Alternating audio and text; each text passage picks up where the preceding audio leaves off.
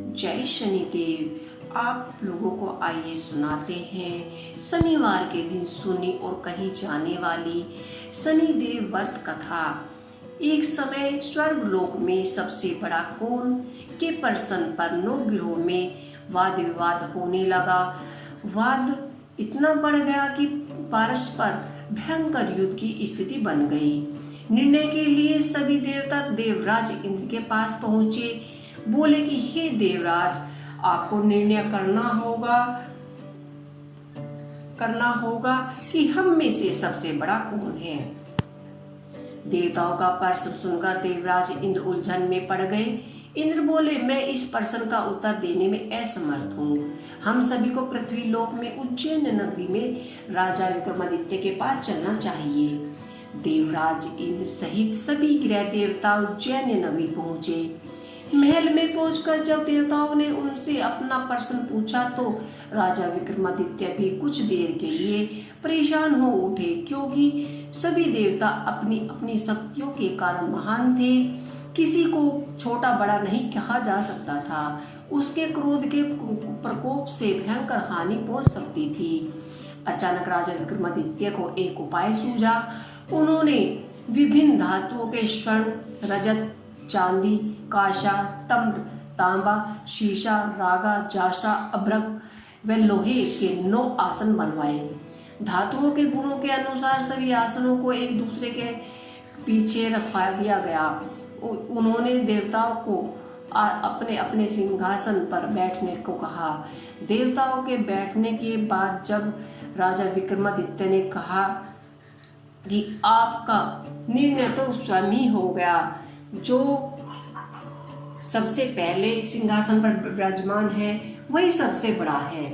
राजा विक्रमादित्य के निर्णय को सुनकर शनिदेव ने सबसे पीछे का आसन पर बैठने का कारण अपने को छोटा जानकर क्रोधित होकर कहा कि हे राजा विक्रमादित्य, तुमने मुझसे सबसे पीछे बैठाकर मेरे अपमान किया है। तुम मेरी शक्तियों से परिचित नहीं हो। मैं तुम्हारा सर्वनाश कर दूंगा। शनिदेव ने कहा कि सूर्य एवं राशि का 1 महीना, चंद्रमा 2.25 महीना, मंगल 1.5 महीना, बुध और शुक्र 1 महीना, बृहस्पति 13 महीने रहता है, लेकिन मैं किसी भी राशि में 7.5 वर्ष तक रह सकता हूँ। बड़े बड़े देवताओं को मैंने अपने प्रकोप से पीड़ित किया है। राजा को 7.5 के कारण ही वन में जाकर रहना पड़ा और रावण को 7.5 के कारण ही युद्ध में मृत्यु का शिकार होना पड़ा। राजा, अब तो भी मेरे प्रकोप से नहीं बच सकता। इसके बाद अन्य ग्रहों के देवता तो प्रसन्नता पूर्वक वहां से चले गए, परंतु शनिदेव बड़े ही क्रोध के साथ वहां से विदा हुए। राजा विक्रमादित्य पहले की तरह ही न्याय करते रहे। उनके राज्य में सभी प्रकार के सभी स्त्रियां पुत्र बहुत आनंद से जीवन यापन कर रहे थे। कुछ दिन ही बीते थे, उधर शनि देवता अपने अपमान को भूल नहीं पाए थे। विक्रमादित्य से बदला लेने के लिए एक दिन शनिदेव ने घोड़े के व्यापारी का रूप धारण किया और बहुत से घोड़े के साथ उज्जैन नगरी जा पहुंचा। राजा विक्रमादित्य ने राजा में किसी घुड़सवार के व्यापारी के आने का समाचार सुनाया तो उन्होंने अश्वपाल को कुछ घोड़े खरीदने के लिए कहा। घोड़े बहुत ही कीमत के थे। अश्वपाल ने जब वापस लौटकर इस संबंध में बात की तो राजा विक्रमादित्य ने स्वयं आकर एक सुंदर व शक्तिशाली घोड़े को पसंद किया। घोड़े की चाल देखने के लिए राजा उस घोड़े पर सवार हुए तो वह घोड़ा बिजली की गति के से दौड़ पड़ा। तेजी से दौड़ता घोड़ा राजा को एक दूर जंगल में ले जाकर उस राजा को उसने वहीं पर गिरा दिया। जंगल में कहीं गायब हो गया। राजा अपने नगर को लौटने के लिए जंगल में भटकने लगा, लेकिन उसे लौटने का कोई रास्ता न मिला। राजा को भूख प्यास दोनों ही लगी थी। बहुत घूमने पर उसे एक चरवाहा मिला। राजा ने उस चरवाहे से पानी मांगा। पानी पीकर राजा ने चरवाहे को अपनी अंगूठी दे दी। फिर उसने रास्ता पूछा। उस जंगल से निकलकर वह पास के एक नगर में पहुंचा। राजा ने एक सेठ की दुकान पर बैठकर कुछ देर आराम किया। उस सेठ ने राजा से बातचीत की तो राजा ने उसे बताया कि वह उज्जैन नगरी से आया है। राजा के कुछ देर दुकान पर बैठने से सेठ की बहुत ही बिक्री हुई। सेठ ने राजा को बहुत भाग्यशाली समझा और खुश होकर उसे अपने घर भोजन कराने के लिए ले गया। सेठ के घर में सोने का एक हार खूंटी पर लटका हुआ था। राजा को उस कमरे में छोड़कर सेठ कुछ देर के लिए बाहर गया। तभी एक आश्चर्यजनक घटना घटी। राजा के देखते ही देखते सोने के उस हार को खूंटी निकल गई। सेठ ने कमरे में लौटकर हार को गायब देखा तो चोरी का संदेह राजा पर किया, क्योंकि उसे कमरे में राजा के अकेले ही बैठे थे। सेठ ने अपने नौकरों से कहा कि इस परदेसी को रस्सियों से बांधकर राजा के पास ले चलो। राजा विक्रमादित्य से हार के बारे में पूछा तो उसने बताया कि उसके देखते ही देखते खूंटी ने हार निगल लिया। इस पर राजा ने क्रोधित होकर चारों चोरी का इल्जाम और अपराध में विक्रमादित्य के हाथ पैर कटवाकर राजा विक्रमादित्य को सड़क के बाहर छोड़ दिया। कुछ दिनों बाद एक तेली ने उसे उठाकर अपने घर ले आए, उसे कोलू पर बैठा दिया और राजा आवाज देकर बैलों को हाँकता इसी तरह से तेली का बैल चलाया करता था। राजा को भोजन मिल जाता था। शनिदेव के प्रकोप से 7.5 पूरे होने में वर्षा ऋतु प्रारंभ हो गई। राजा विक्रमादित्य एक रात मेघ मल्हार गा रहा था कि तभी नगर के एक राजा की लड़की राजकुमारी मोहिनी रथ पर सवार होकर उस तेली के घर के पास से गुजर रही थी। उसने मेघ मल्हार सुना, उसे बहुत अच्छा लगा और दासी को भेजकर गाने वाले को बुलवाने के लिए कहा। दासी ने लौटकर राजकुमारी को अपंग राजा के बारे में बताया। राजकुमारी उसके मेघ मल्हार से बहुत मोहित हुई, अतः उसने सब कुछ जानकर भी अपंग राजा से विवाह करने का निश्चय किया।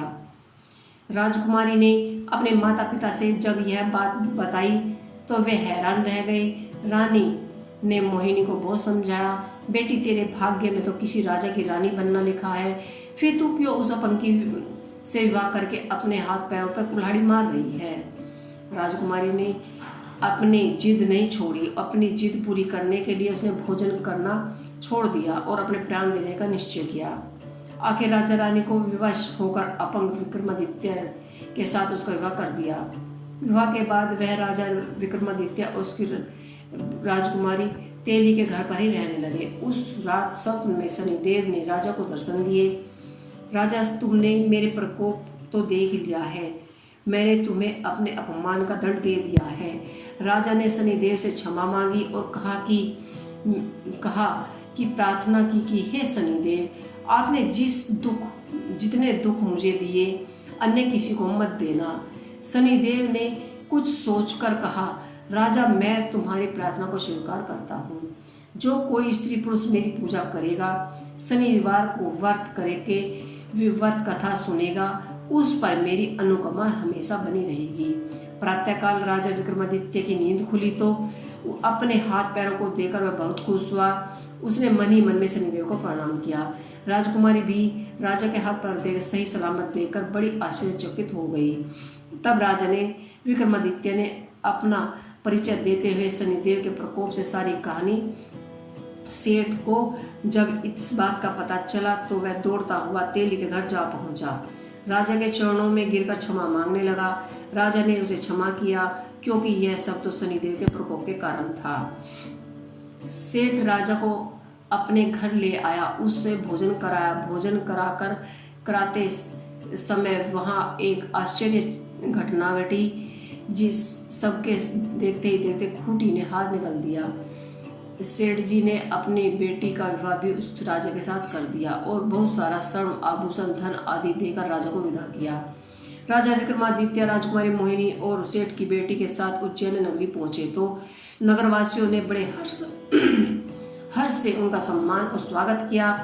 अगले दिन राजा विक्रमादित्य ने पूरे राज्य में घोषणा कराई कि शनिदेव सब देवताओं में सर्वश्रेष्ठ हैं। प्रत्येक स्त्री पुरुष शनिवार को उनका व्रत कथा किया करे और व्रत कथा सुना करे। राजा विक्रमादित्य की घोषणा से शनिदेव बहुत प्रसन्न हुए। शनिदेव का व्रत करने और व्रत कथा सुनने के कारण सभी लोगों की मनोकामनाएं शनिदेव की अनुकंपा से पूरी होने लगी। सभी लोग आनंद पूर्वक रहने लगे। तो दोस्तों, आपको हमारी शनिदेव की व्रत कथा कैसी लगी मुझे कमेंट बॉक्स में लिख कर अवश्य ही बताइएगा। इसी के साथ जय शनिदेव, जय शनिदेव।